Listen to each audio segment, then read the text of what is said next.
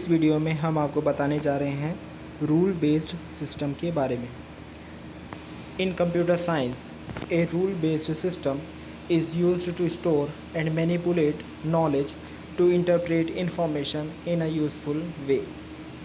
It is often useful in artificial intelligence application and research. Computer science field में एक rule based system का इस्तेमाल होता है नॉलेज को स्टोर और मैनिपुलेट करने के लिए, ताकि इंफॉर्मेशन को एक यूज़फुल वे में इंटरप्रेट किया जा सके। इसका प्राय इस्तेमाल होता है आर्टिफिशियल इंटेलिजेंस एप्लीकेशंस और रिसर्च में। Normally the term rule based system is applied to systems involving human crafted or curated rule sets.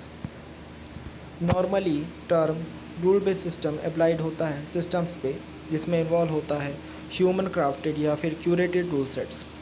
Rule based systems constructed using automatic rule inference such as rule based machine learning are normally excluded from this system type.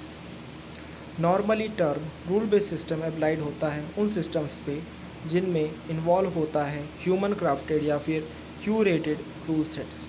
Rule based system जो कि construct होता है using automatic inference जैसे कि rule based machine learning को normally इस तरह के सिस्टम टाइप से एक्सक्लूडेड किया जाता है। एप्लीकेशंस, यहाँ पर जो हम एप्लीकेशंस डिस्कस कर रहे हैं वो एक रूल बेस्ड सिस्टम के एप्लीकेशंस हैं। A classic example of a rule based system is the domain specific expert system that uses rules to make deductions और चॉइसेस। एक रूल बेस्ड सिस्टम का क्लासिक एग्जांपल है डोमेन स्पेसिफिक एक्सपर्ट सिस्टम, जो कि use करता है rules deductions के लिए या फिर चॉइसेस के लिए। For example, an expert system might help a doctor choose the correct diagnosis based on a cluster of symptoms और select tactical moves to play a game.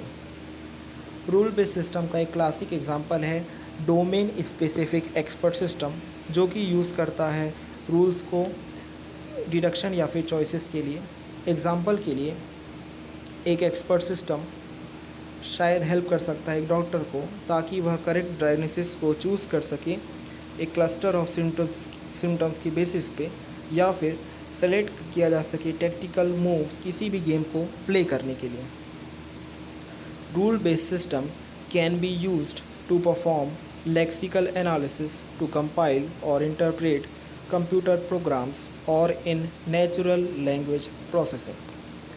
Rule based system का use हो सकता है ताकि perform किया जा सके lexical analysis, compile और इंटरप्रेट करने के लिए कंप्यूटर प्रोग्राम्स को, या फिर नेचुरल लैंग्वेज प्रोसेसिंग में। Rule based programming attempts to derive execution instruction from a starting set of data and rules.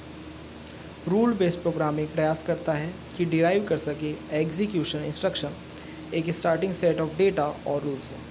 This is a more indirect method than that employed by an imperative programming language which list execution steps sequentially. यह एक ज़्यादा indirect method है जो कि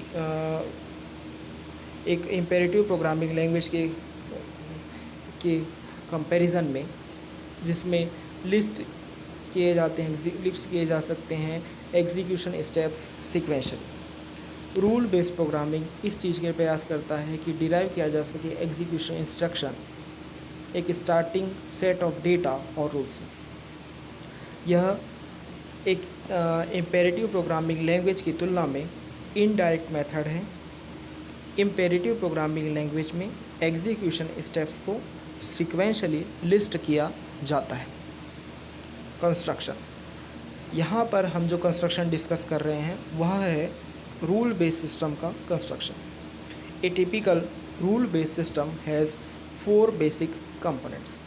एक typical rule based system में 4 basic component होते हैं। A list of rules or rule base which is a specific type of knowledge base. एक लिस्ट ऑफ रूल्स या फिर रूल बेस जो कि specific type of knowledge base होता है. एन इन्फेरेंस इंजन और semantic reasoner which infers information or takes action based on the interaction of input and the rule base.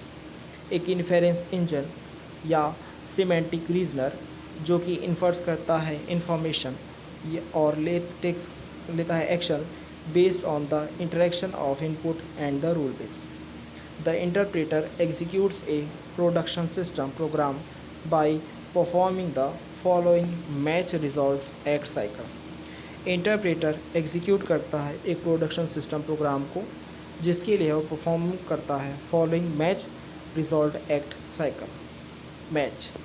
In this first phase, the left-hand sides of all productions are matched against the contents of working memory. Match. इस पहले phase में productions left hand sides of all productions matched होते हैं content of working memory के against.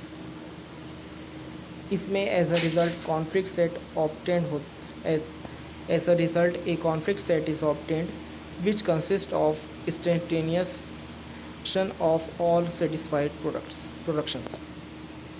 Conflict set obtained होता है जिसमें consist होता है instantaneous of all satisfied production.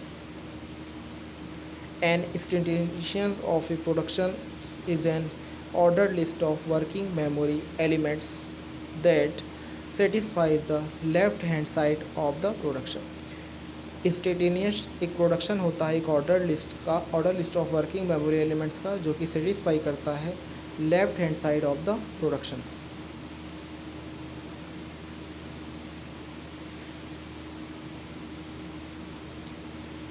Match.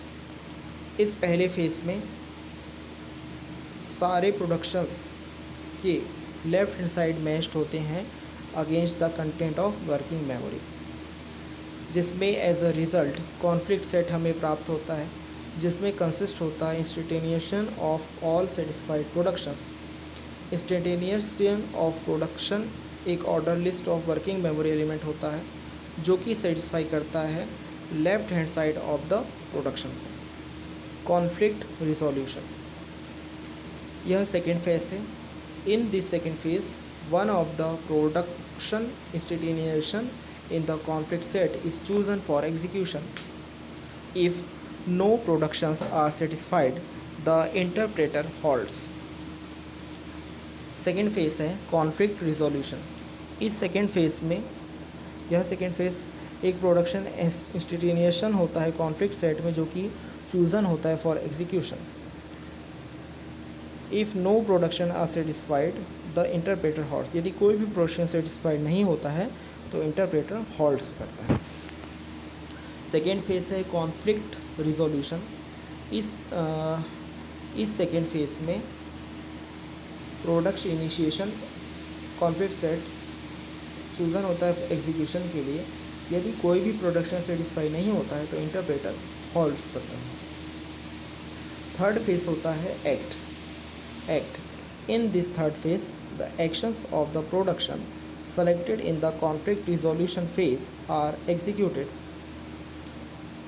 Third phase जिसे हम एक्ट कहते हैं इसमें एक्शंस ऑफ प्रोडक्शन सेलेक्टेड होता है कॉन्फ्लिक्ट रिजोल्यूशन फेज में जो कि एग्जीक्यूटेड होता है. दीज एक्शंस में change the contents of working memory.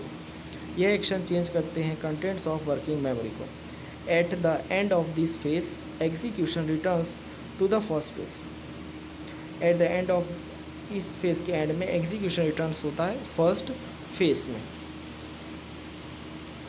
Act. इस थर्ड फेज में action of the production selected होता है कॉन्फ्लिक्ट रिजोल्यूशन फेज में जो कि एग्जीक्यूटेड होने वाले होते हैं. ये एक्शन चेंज कर सकते हैं वर्किंग मेमोरी के कंटेंट को. इस फेज के एंड में एग्जीक्यूशन रिटर्न हो जाता है फर्स्ट फेज में. Temporary working memory. A user interface और other connections to the outside world through which input and output signals are received and sent. Temporary working memory एक user face या फिर other connection होता है outside world का, जिसके द्वारा input और आउटपुट सिग्नल्स रिसीव्ड होते हैं और सेंड होते हैं। इस वीडियो में बस इतना ही। यदि आपने अभी तक हमारे चैनल को सब्सक्राइब नहीं किया है तो सब्सक्राइब करें और बेल आइकन पे भी क्लिक करें।